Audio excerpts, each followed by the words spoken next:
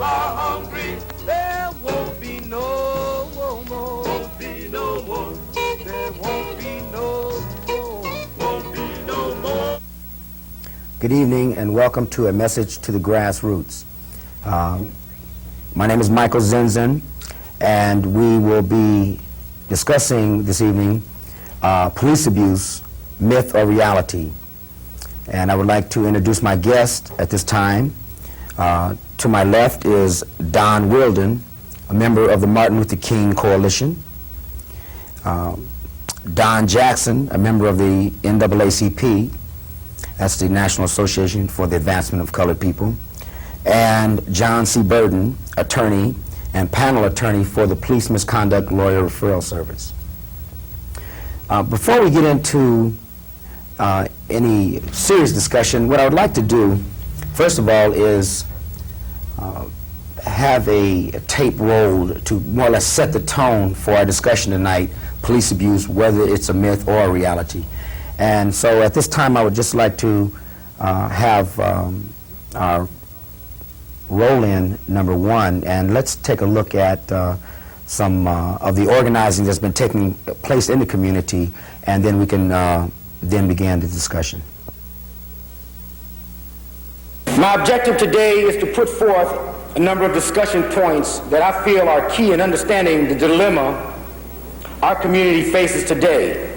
One, the violent gang crisis, the massive influx of drugs into our community, and the Band-Aid gang sweep and brutal tactic approach used by the Los Angeles Police Department and some of the surrounding community law enforcement officials that lumps almost everybody in our community into the same category, that is, of being a gang member.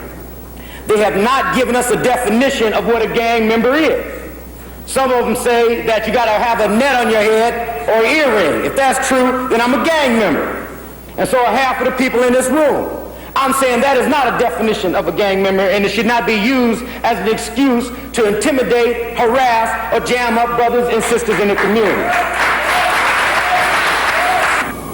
Our young people are searched, fingerprinted, photographed. This is kept on record.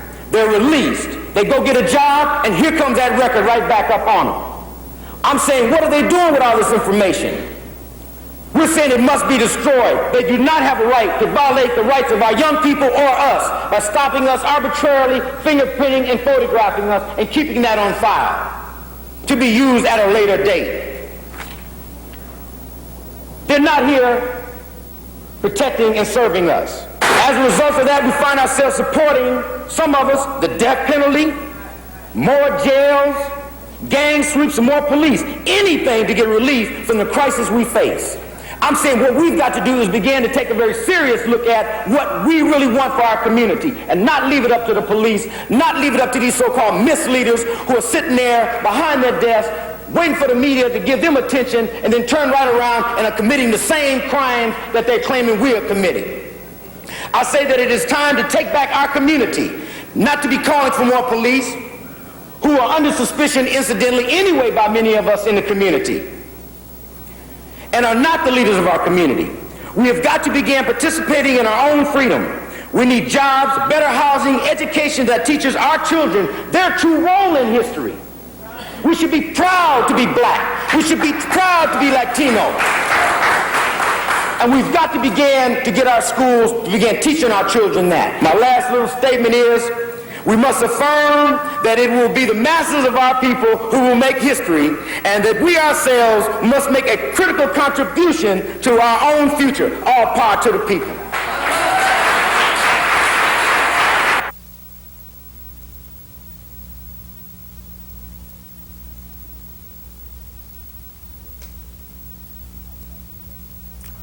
Mr. Wilden, I would like to, at this time, now that we've had a chance to view some of the video, I would like to ask you if you specifically feel as though the police department are a solution to the gang and crime problem in our community. Let's start it off with that.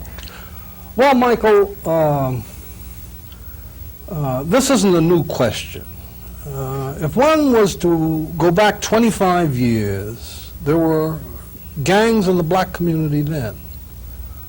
The fact of the matter is, if one was to examine specific periods from then till now, you would find, especially during the 60s, that you did not have, I repeat, did not have the kind of negative gang activity that's taking place today. That was because there was a spirited civil rights movement that involved and engaged their energies, and they made meaningful contributions to the whole struggle that took place during that period. I'm very disturbed that today this is looked upon as primarily a police problem. Personally, I think that's a cop-out. And it's a cop-out from that community or that area that so declares it. These youngsters, it seems to me, who are now engaged in highly negative activity, because no one likes to see people killed or brutalized, these youngsters didn't come from an alien planet. They weren't flown in here from Mars, someplace, and landed in Central Avenue. These are our children. But these are children who have been abandoned, who've been neglected, who've been uneducated, unloved, unemployed, and left to their own devices, since they've practically been left outside the parameters of the human family.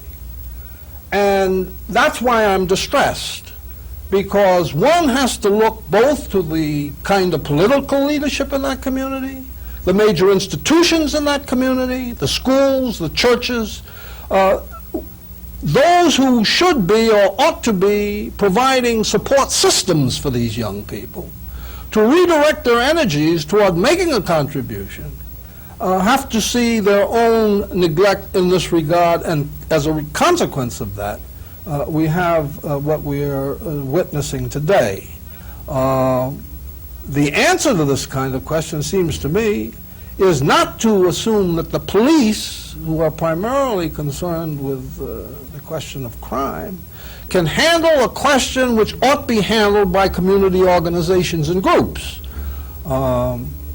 Therein lies the responsibility, and it seems to me the direction which can help retrieve for the community the energies that are now being wasted in the way they are. Yes.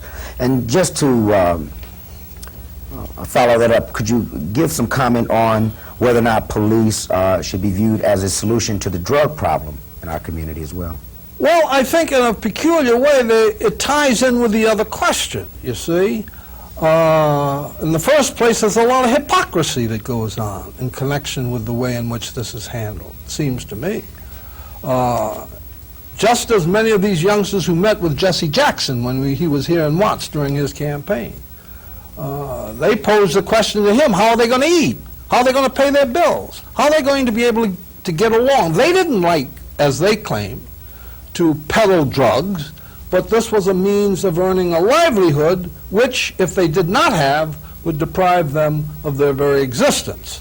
Beyond that, I think what is even more important, that these young people can read, they watch television, they read books, and they know that some of the leaders that go high in our very government have not only had relations with drug peddlers such as Noriega, but they can recall that this was not something that had been frowned upon. And if they were able to see high leaders in the country who have engaged in relations with people who peddle drugs, why should it all of a sudden become such a great and terrible thing that they do it? And especially that they do it from the point of view of their own survival. So I think they're both connected. And I think the responsibility lies primarily with the same people who I mentioned earlier, the same institutions have to come to grips with this, and also it's tied in and complicated by the national irresolution of this unresolved black question. Okay, well, is there, like any other guests could feel free to give any input on that. I'd like to add briefly to what Mr. Weldon has said, in that again, this problem is not new to the community. It's something that's been going on for many years. We've had gangs in South Central LA and throughout Southern California for many years, but they have taken a new approach and a new tactic to vent their crisis. And I do believe, in fact, that it is a result of a lack of leadership in the black community. We see that these kids are looking to gangs as their leaders. They're looking to violence as their leader. They have no self-esteem. They have no direction. And what we don't have right now, we don't have a civil rights movement, so no one is representing their interest. What they are doing right now on a daily basis is sustaining themselves. When you see the gang sweeps and you see the other issues that are taking place to resolve the crisis, they have done very little, if anything at all, to reduce the amount of death and carnage that's going on as a result of what I consider 400 years of oppression and internment in a country where we are unwelcome. You are seeing the frustrations and the venting of failure throughout the black community. And this is failure that's not new. It's failure that has been ingrained in the black psyche. You have kids, people say, well, why don't these kids go over to McDonald's and just get a job? Or why don't they go to Burger King and get a job? It doesn't work that way. When your parents tell you, no, you will not be a success because these are the limitations on your life, you in fact see a brick wall where there might be a roadway to prosperity.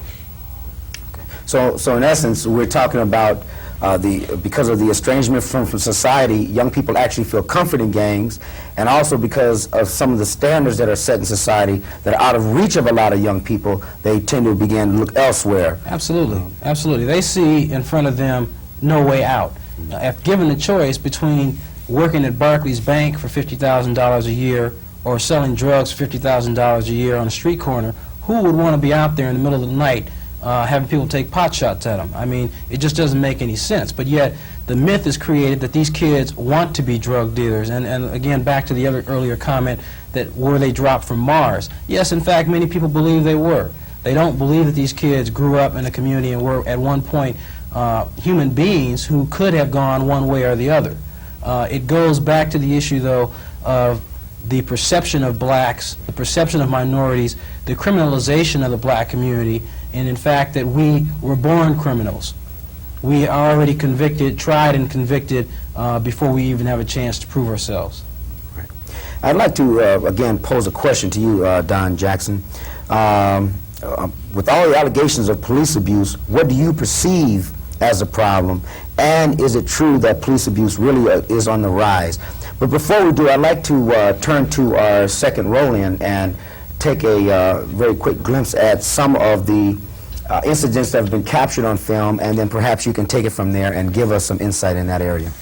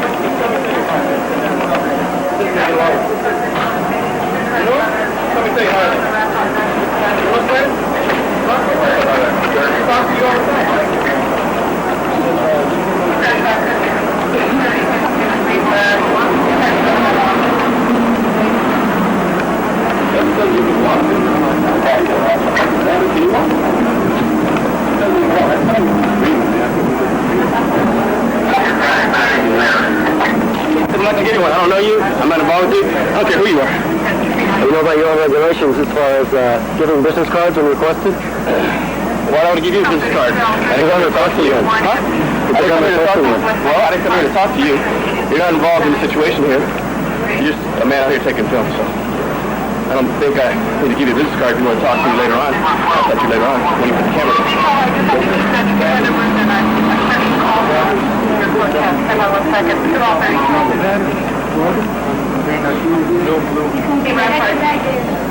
Property, can you make sure you went at Fortune Vehicle Westlake? This is a 393.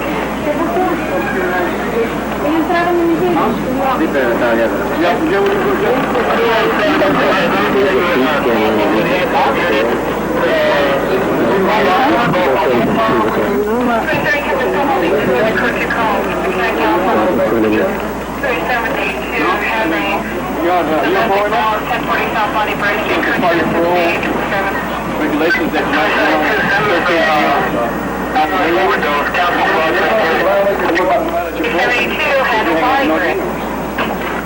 all right?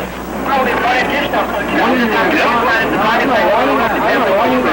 I understand why you went in. Running to trying to do harassment. And furthermore, we'll give you permission to keep coming onto private property over and over again. Okay, from what we've seen, Don Jackson, perhaps you can kind of go into this whole question that we had raised earlier and tie that into what we've seen and give us an idea of just what's going on. What's going on is that police violence is in fact on the rise. We're having a rash of police actions which involve misconduct on the part of officers, which is becoming visible on videotape and otherwise, mainly because people are tired of putting up with it. The police violence we see at this point is a direct result of the failed policies of particularly Chief Darrell Gates and others who reflect on what he has done to resolve a crisis to which they are not a solution. You cannot send in a military force to solve a social problem. And what we have is, in fact, the police taking on the misrepresentation of a solution to an issue that they are neither the beginning nor the end to. They have stepped up their crackdown on gangs and on the black community. They have taken to jail somewhere near 6,000 people during these gang sweeps, and we have seen no decrease in the violence throughout their assault. But yet you see Chief Darrell Gates in the middle of the night with his cap on riding the front of the batter ram through houses, all symbolism, but really not in any way a solution.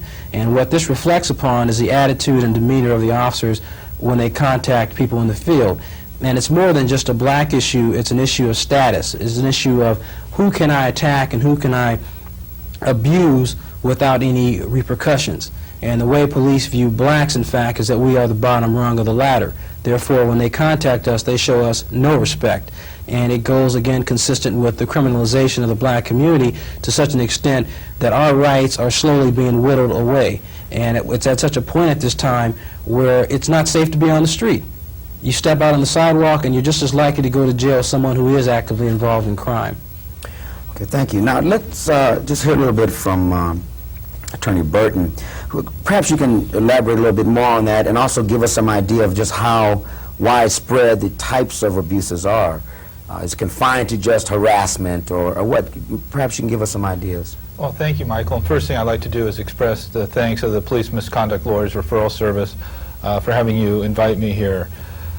It's my perception that the police are, in essence, a very important apparatus of the state, and sometimes that's used for repression, particularly toward working class people. And I think we are seeing a deepening of police violence now, which corresponds to a polarization of class society in this country.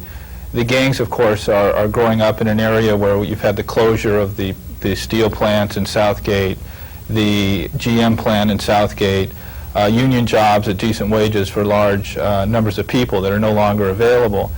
Now, our organization says that limits on police power are basic democratic rights, which belong to the people in this country and to the working class.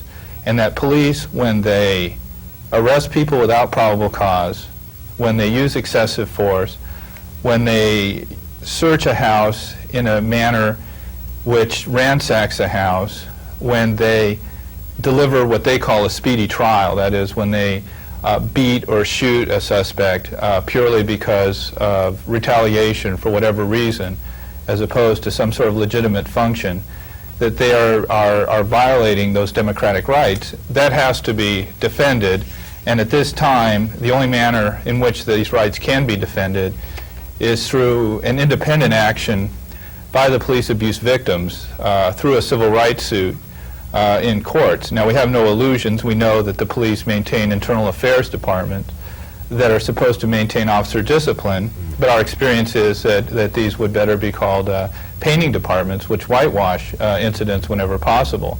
The district attorney has a special investigations bureau, but that in turn is used to whitewash, and whenever they do actually prosecute a policeman, their heart is never in it, and of course that's because they are another part of the same state apparatus. Now, courts, too, are populated by generally hostile forces, but at this time we do have access to a jury system. We do have laws, which in large part are heritage of great civil rights battles dating back to the Civil War itself, and we are able to use these laws to some degree to protect the individual rights of police abuse victims. So that's where our organization, as I see it, approaches the problem. All right, so we're talking about the us against them attitude that the police have. They tend to blanket the community, and many people who are victims or fall victim to police abuse are in fact lumped into the same category as all gang members or as drug dealers. We find a lot of that taking place. But I want to pose another question. Do you feel that racism plays a major factor in many instances of police abuse? But before we do, I'd like to direct that to you, Don Jackson. But before we do, I'd like to take a brief moment again to watch another portion of our videos, and I believe this would be number 3.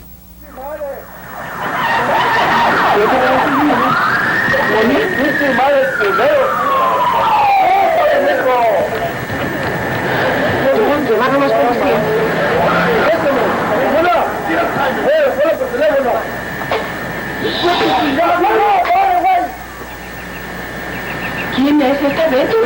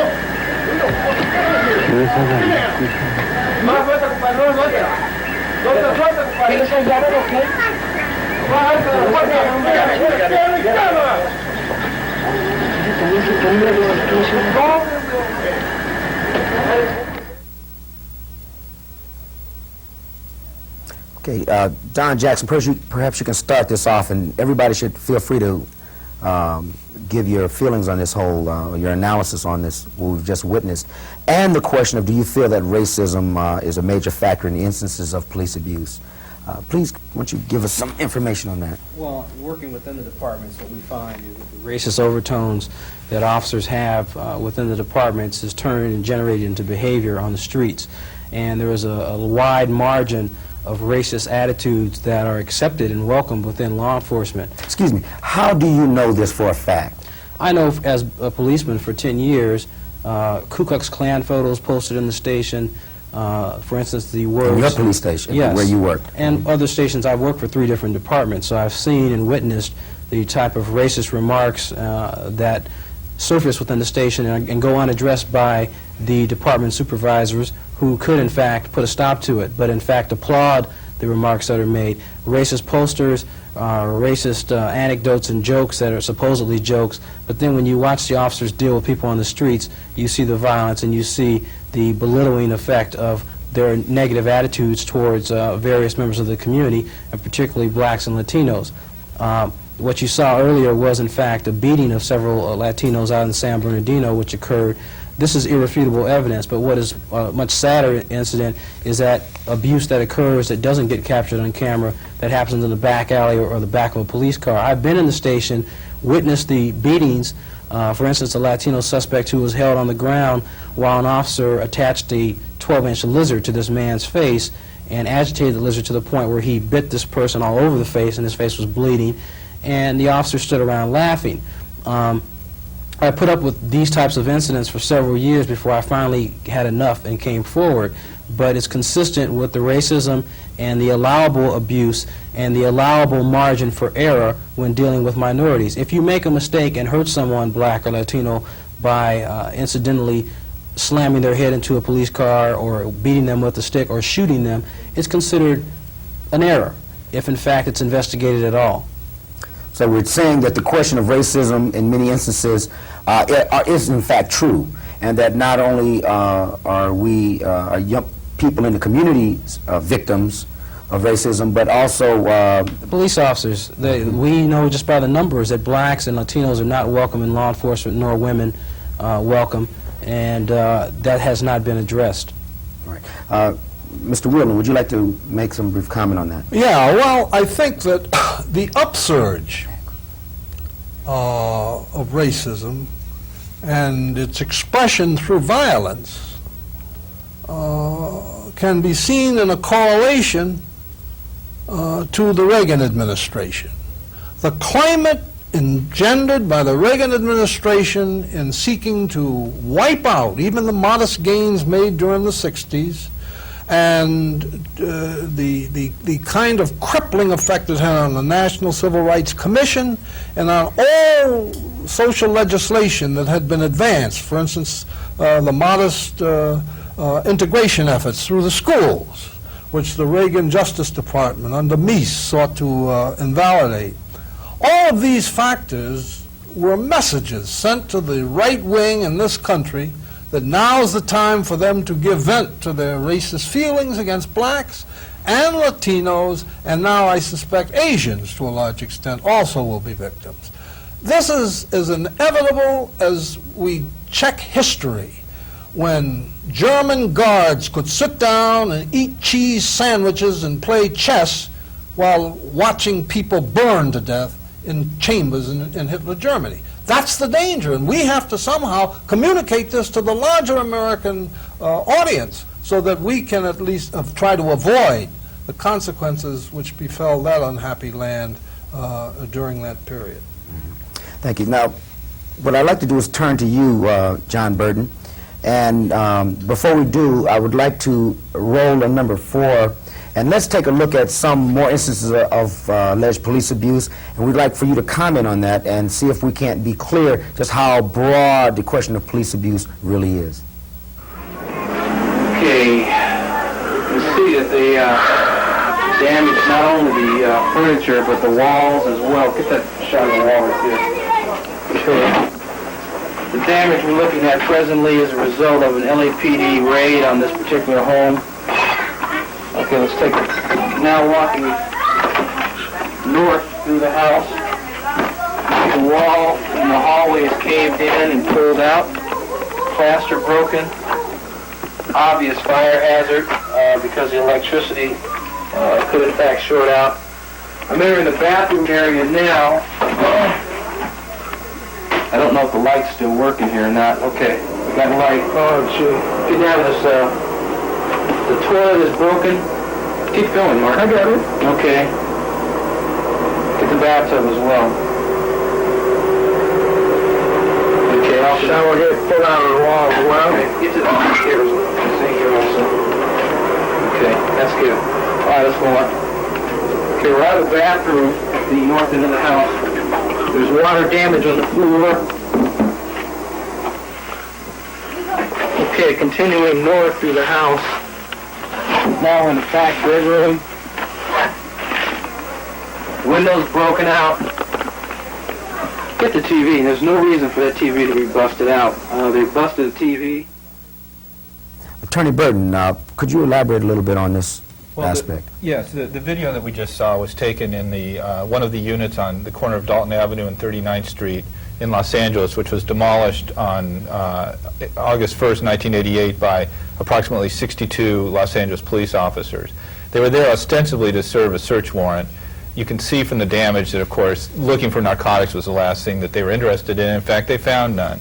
This type of police abuse, using narcotic search warrants as a pretext for destroying someone's home, and I think it's obvious that when a person in a low-income bracket has everything that generally it's a woman's household, and it was in these 4 cases, destroyed, that it's impossible to imagine anything more devastating to do to someone's life than that, other than to take their life. So the Fourth Amendment to the Constitution says there shall be no unreasonable searches and seizures. These are unreasonable searches. They're deliberately and wantonly done, And this is a practice that our organization intends to see stopped. I would like to give you an update on the August 1988 LAPD raid on Dalton Street. Because of community outrage and pressure, Chief Gates has been forced to suspend 25 officers while 9 others face Board of Rights hearings, losing collectively some $34,000 in pay. While this may appear mild, we must continue to demand police accountability and elimination of the paramilitary mentality that exists in the LAPD. Hopefully we'll be able to get feedback from the community, and we will be able to move forward from there and resolve this question once for all, and what role you can play in resolving the question of police abuse. And I want to thank everybody for participating, and hopefully your names and phone numbers will be shown, those of you who are with the referral service or the NAACP, and perhaps people can call you and can get some updates on the fight against police abuse. Well, thanks for having us, Michael. Thank you. Thank you. Be no more. Can't be no more. Can't be no more. We'll control our destiny. Our destiny. No more murder. No more people. No more murder. Say to this way of life. We're going the so there won't be no more, won't be no more, won't be no more, won't be no more. Wars round the world's all right.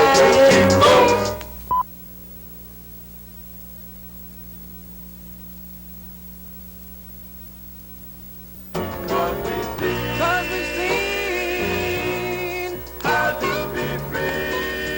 How to be free, oh free, yes, on our streets,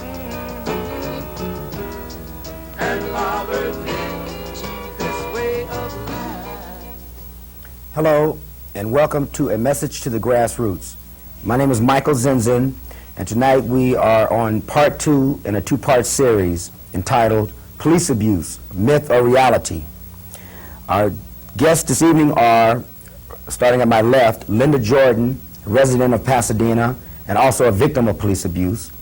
Mary Davis, a victim of police abuse in the Los Angeles area, who incidentally was caught up in the infamous gang sweep of the LAPD.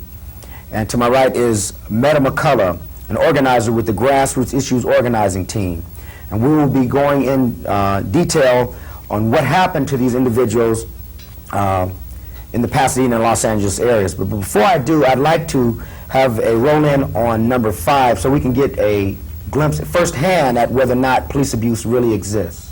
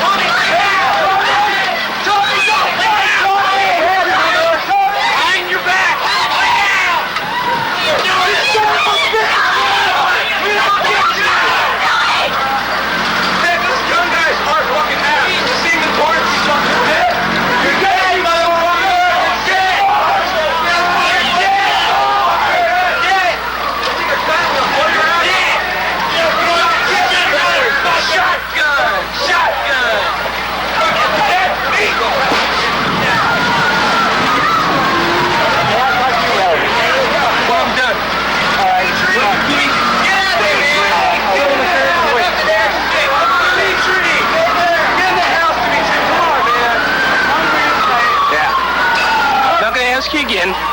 Leave. Are you gonna hit me too? No, but I will take you to jail. I know my dad will sue you. He's an attorney at PV. That's super. Meanwhile, me. leave. Come on. You ain't taking my camera. Get in the house, man. Get in the house. We need that. We can't do it. I'm out of here, man. I think what we've witnessed is a very serious case of police abuse. Certainly, it should be clear to us that in many instances, it's not just a question of does it happen, but before your very eyes, you were able to see a very clear case.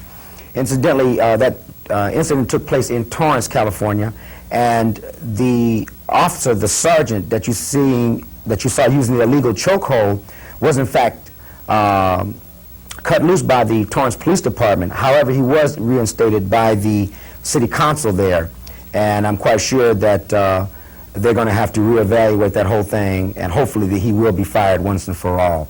One thing for sure, the taxpayers in the city of Torrance will be paying a very, very big bill, a very, very large lawsuit. This is part two in a series of, the second part of our police abuse myth or reality, and this evening we have three guests that I think is going to be really important to talk to. Can it happen in just the black community? Can it happen in just the brown community? I think it's been clear that it can happen in the white community as well. But to what extent is it only happening to males? Can it happen to females?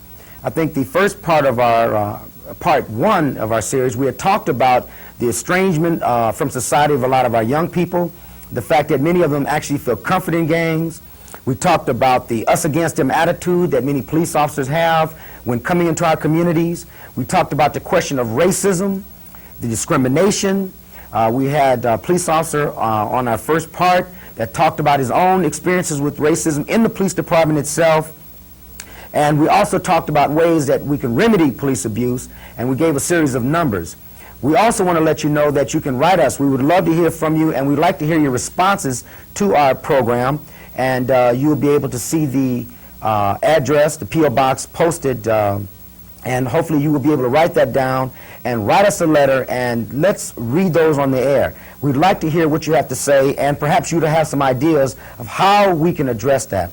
Let's begin with Linda Jordan, resident of Pasadena. And Linda, why don't you give us a rundown, just what happened to you? Well, I have foster children. I'm a foster parent. And I had a white child in my home.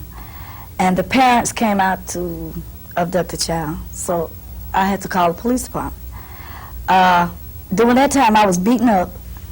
And I had to call the police department twice. So when the police came out... Who was beating you? The parents. Mm-hmm. The parents of the foster child. When the police came out, they didn't bother to ask me what my name was or what was going on in the house. They just came over and handcuffed me, and one officer ran through the door and put me in a chokehold and threw me off the porch. My feet really never touched the ground until I got into the police car. I was never asked any questions. Nobody would talk to me. My son was arrested. They went through my house. Nobody asked me anything for about 2 hours. I had no blouse on at all when they got me, when they threw me off the porch. And nobody in the neighborhood could come near me. They threatened everybody in the neighborhood. The people were screaming and hollering, telling them what was going on, but they refused to hear anything. All I was told to do was to shut up. Right, and this was the Pasadena Police Department? Pasadena Police Department. Right, and I understand also that after it was found out that you in fact were a foster parent and that the courts had granted you temporary custody of the child and that the parents were there illegally, yes. Then there was this whole, we're sorry that we did this, or after the fact. Could you tell us a little bit what happened at that time and how you think it could have perhaps been prevented? Well, if the police had came in and asked questions, we have documents that say that we have a right to have these children here. My job is to protect the child. That's, you know, from the system because they have been removed for reasons, you know. Right. So nobody bothered to ask anything. He looked, the officer looked at me. I was black. I'm not in a rich neighborhood, but I'm in a nice neighborhood. And he looked at the people. They were white. So he didn't assume, he assumed that automatically it was something wrong with me. Right. So I was taken to the car, and they was left in my house for about 45 minutes. And they never bothered to still ask me anything, so I couldn't figure out what was going on. You know, with the police. There was 2 sergeants there. Nobody never answered me with anything. No, nothing. Just choked. I was choked and told to shut up. That was basically it. There was no apology. I was told that the lady would be arrested that was in my house, that the husband would be arrested. The husband was arrested, but the mother was never arrested. And this is days after? This is the same night, that the incident happened. Right. So had the police come in and question everyone, they would have found out, in fact, that you had a legal right and that you were fulfilling your responsibilities as a foster parent. Yeah. These were white officers or black officers or what? Everybody was white except the officer that I was in the car with. Okay. So the officers that came in initially, rather than question you, just assumed that the parents were in the right, who were also white, and just went on about the whole act of making you a victim of police abuse. They just rushed in and got me. They didn't ask anything. Right. Okay, I think, again, it's important to note that there are probably a lot of people who have become victims of police abuse and are afraid to speak out. People who have witnessed police abuse and don't know which way to turn. Who could they call? How is it that they could get in touch with these, the attorneys or the loved ones of victims and act as a witness? We will have names posted periodically throughout the rest of this program, and there will be a P.O. box so you can write your responses, and there will also be phone numbers where you can call. You should jot those down so that you can have them available in the event that you're a victim, your loved ones are a victim, or in fact someone is a victim and you will be necessary to act as a witness. Mary Davis, unlike the Pasadena situation, you were caught up in the gang sweep of Los Angeles that they had been announcing to everyone to be on the lookout for. Why don't you kind of give us an idea of what happened to you? I was going to pick up my daughter. It was in the evening, on a Friday evening, and I was coming out of my building going to my car, and I saw 2 officers detaining 4 people, 2 females and 2 males. And as I was walking to my car, I noticed that the kids were doing everything that the police officer said to do. And just all of a sudden, this officer just started beating this kid. Knocked him down, dragged him, you know, his clothes were tore up, and as he was dragging him back, really up the driveway, he turns and he sees me. And he didn't know I was there. So when he looks at me, he says something to me, and I respond by saying, well, I'm just trying to see what you're doing to the little brother. At that point, he just comes over and says, you're a history sister, picks me up by the back of my arms, lifts me up, throws me onto the hood of my car, handcuffs me, knocks me to the pavement, puts his knee and his foot in my back, and tightened the handcuffs even tighter, and throws me on his car. Well, at the initial point when he knocked me down, I started screaming. They got nervous in turn and said I was trying to incite a riot, and called for backup. At this time, everyone, the whole neighborhood was coming out to try to see what had happened to me. They called for backup. Backup came. I was searched by a male officer. I was taken. Pat search, I presume, or Pat search at the top. He put his hand inside my pants for the bottom. So it was more than just a pat search then? That's correct. I was taken to the Coliseum, which the same officer did the same thing all over again.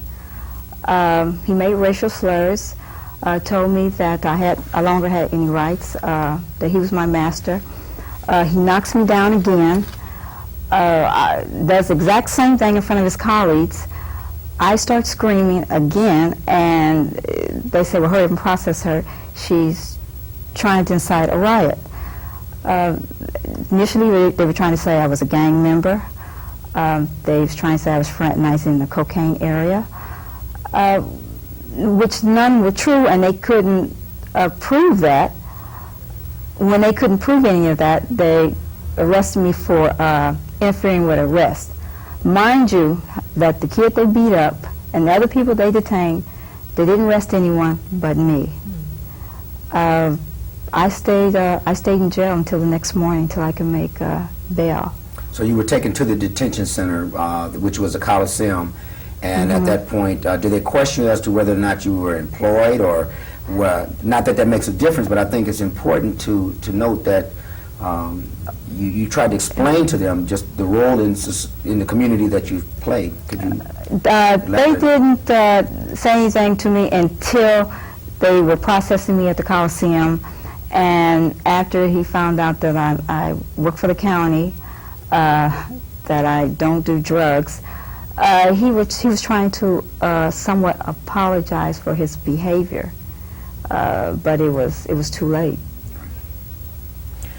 I think that, again, we have seen time and time again when the question of police abuse has come up, and because of the us against them attitude, we find ourselves victims, regardless of whether we commit a crime or not. Victims of police abuse. Young people are stopped, fingerprinted, photographed. They are found not to have any warrants, outstanding warrants. They haven't committed a crime. Instead of letting them go, destroying the fingerprints and photographs, they're then put on file to be retrieved at a later date. But that also can follow that young person around. Let me ask you, were any of you charged later on? What happened to that? Do you have charges pending against you as we speak this evening? Well, I don't. What happened to me was when they put that interfering with arrest, when I went to court, the DA rejected it. He wouldn't even hear it. Linda? I was charged with assault with deadly weapon with my hand.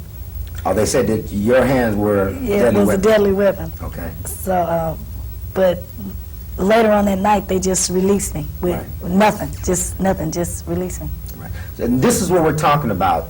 We're talking about records that will follow people from here on out when they try to get gainful employment, when they try to get a job, they find themselves being confronted with an arrest record, a suspected gang member, or the use of one's hands as a deadly weapon.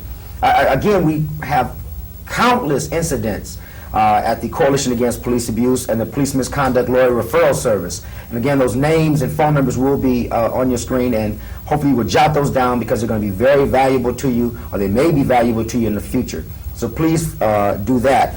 I would like to, before we get to Meta, a member of the Grassroots Issue Organizing Team, an organization dealing with these types of problems, I would like to take a look at another clip, 3, and let's take a look at, again, incidents of police abuse.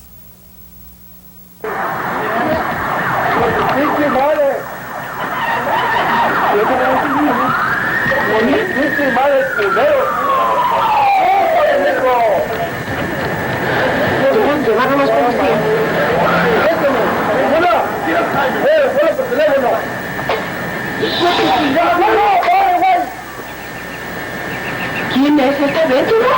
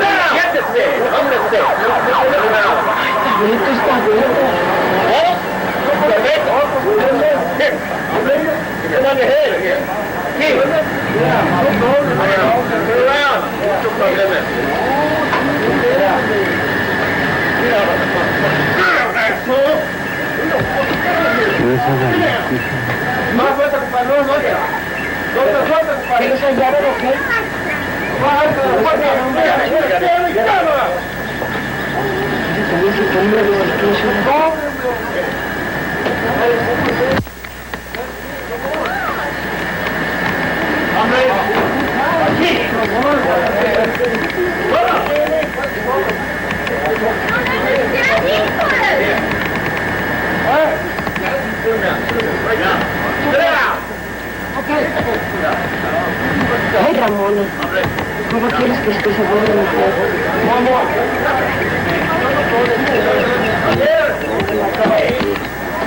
Yo me estoy muriendo de pleno.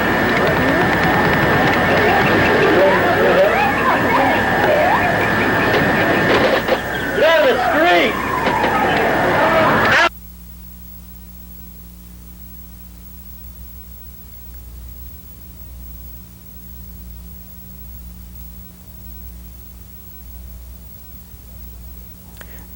That particular scene that you just saw took place in San Bernardino County.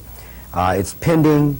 There's a major investigation on. There have been many demands by the community for an independent investigation, and we think that this shows as a very clear example of how we tend to get caught up in the us against them attitude. Many innocent people have lost their lives in the Los Angeles area as a result of overzealous police officers, insensitive police officers with racial attitudes that come into the communities and, again, view us as expendable and something that can just be erased and be replaced. And we're saying that we're not expendable and that we must, as a community, begin to organize. I would like to focus in on Madam Mccullough, a member of GRIO, and perhaps you can give us an idea of what has been done, what your group has been doing, and how we may be able to get involved. The Grassroots Issues Organizing Team is a organization that is open to anyone that is against these type of incidences occurring, which is daily. We are organizing through high schools, colleges, and the communities for young brothers and sisters as well as older ones to open their eyes and see what's going on in the community. I, for one, am against police abuse, especially against ladies in the communities. It's not called for. I see it daily in my community, and I would like people to become more aware of what's happening and stand up for what they believe in. Right. Now, GRIO is located, it has offices. Yeah, GRIO has offices in Pasadena. We have a chapter in Los Angeles, and we're beginning chapters in Compton and the Long Beach area for those that are interested. Again, those names will, phone numbers will be periodically put up on the screen. So feel free to grab a pen and write it down. I think that perhaps you can give us a little bit more idea of what have there, some of the activities of GRIO. Is there literature available? What are some of the objectives? We hope to increase the community awareness, as I said earlier, in the problems of unemployment, which is very high in our community, lack of adequate housing, which we hope to submit a proposal to the city to do something about, and of course the drug problem, which didn't start in our community. We do have leaflets and pertinent information for those that are interested, and the numbers, like he said earlier, will be on the screen for you. I think, again, it's important to recognize just how serious the problem is. I ought to know. I was a victim of police abuse in the city of Pasadena. I received, as a result of witnessing an incident of police abuse and speaking out, I received some 40 stitches in my head. I had some 17 stitches in my eye. And for those of you who may not be aware of the incident or reading about it in the paper, I was also blinded in my left eye. This resulted in a massive community effort to demand justice for me, Michael Zinzun, and the other individuals who were also victims of police abuse. As a result of that, a lengthy organizing effort on the part of Pasadena residents, Los Angeles community residents throughout the state of California, throughout the United States and some parts of the world, resulted in a settlement of some $1.2 million in our behalf, and also the firing of 2 police officers, and presently 2 officers are due to go to trial in the Pasadena Municipal Court. So we can make a difference. It's not because of anyone in the police department or the city that has resulted in officers going to trial or being fired, but constant community demand for police accountability to us in the community, that police accountability has resulted in pressure from all sides, from all walks of our community. And as I said earlier, it resulted in a very large settlement, one of the largest in Pasadena history. The unfortunate part of it is I will never be able to see out of that eye again. However, it has given me determination to continue, and this is one reason why we have this program on. I'd like to just kind of open it up for people as to what you might be able to add to what people can do if they witness police abuse, or how they can get involved. Is it something where you just run up into the police officer's face, or is it procedures that you follow? Are there business cards that we can request from them? And in fact, what are some of our demands around getting information from police officers in an incident of police abuse? Anyone can feel free to. Yes, I'd like to add, GRIO attended a conference against police abuse last month. We were handed literature as to what action to take when and if you are involved in an incident, or if you witness an incident. They are required to give you their business card and or their badge number, and you can complain if they do not give you that information. You have the option to stop and watch and take down all the information, report it at a later date, and do not become involved in the altercation yourself. That would prove to be a detriment. However, this is important to do when you do witness this type of behavior from the police. And if anyone has any type of cameras or videotaping or whatever, that would also be good. Any tape recorders or anything to document any incidents. Linda, would you like to add anything? I suggest that if you see or witness anything, try to get hold to one of these numbers that you have so you can get some help immediately. Don't wait. Get some. Before this, I didn't have any idea who to contact. The police, you can't call them. But with this organization, it's a great help, a great help.